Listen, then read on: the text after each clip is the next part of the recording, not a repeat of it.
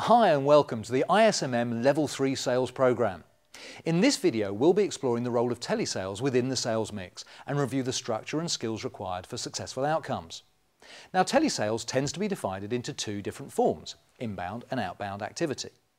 Within this video we're going to look specifically at the structure and skills required for outbound calls. Now, outbound telesales is an essential part of the sales mix. It allows you to have a direct dialogue with potential or existing customers with the dual aim of making direct sales whilst also gaining significant customer intelligence. Telephone sales is often seen as more challenging than other disciplines within the sales mix. And the reason for this is the lack of the traditional sales support and cues. What do I mean? Well, quite simply, neither you nor the customer can see each other or the product, which means you have to work that bit harder. Now, we all know that body language and non-verbal communication accounts for somewhere between 85 and 90% of any sales message.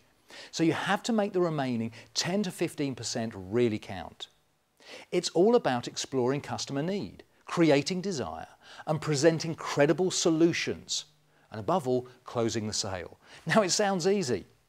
Now, many salespeople find outbound telesales very, very difficult and are always happy to leave it to somebody else in the office. Now, this is often a result of poor previous conditioning or belief.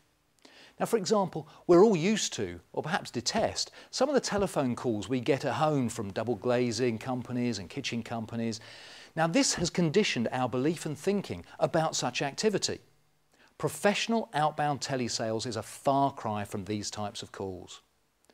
People often say to me they hate doing cold calls, and I understand that. But for me, this is about conditioning. There is no such thing as a cold call, because all professionally planned and structured outbound campaigns will only work where there is a belief that the customers are already warm prospects.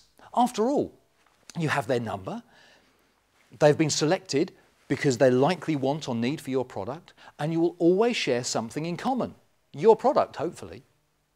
The traditional sales process, of course, can be adopted: introduction, qualification, presentation and close. But you must remember that the introduction is hugely important in this type of sales environment. You must give the customer a reason to listen. Try to avoid closed questions too early in the call, as these can limit the duration of the call and give the customer a route away from it. Use the introduction to identify the most relevant contacts within the business. Describe your offer in less than 20 seconds and allow the customer to confirm their willingness to proceed. Now, a traditional sales process can be adopted with these calls: introduction, qualification, presentation and close. But you must remember that the introduction is hugely important in this type of call structure. You must give the customer a reason to listen. Now, try to avoid using closed questions too early in the call, as these can limit the duration of the call and give the customer a route away from it. Use the introduction to identify the most relevant contacts within the business. Describe your offer in less than 20 seconds and allow the customer the time to confirm their willingness to proceed. Now, it's often helpful to give a clear route map at the start of the call to reassure the customer that you will act and treat all information professionally.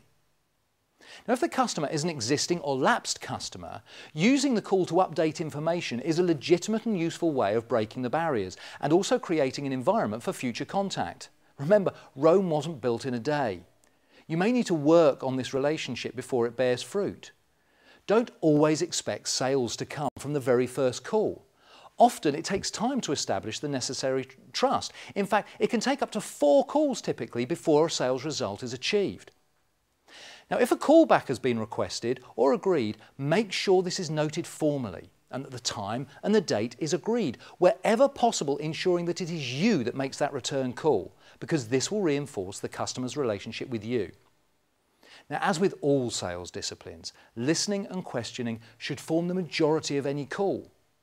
In fact, you should try and work on the 80-20 rule. 80% of the call should be made up of the customer talking or responding, with only 20% being made up of your questions and your comment. Now make that 20% count.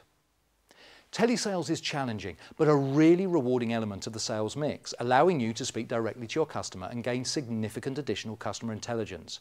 And please note that any details you hold throughout those calls may well be governed by data protection responsibilities, and it may also be governed by distance selling regulations. Above all, enjoy the journey and good luck.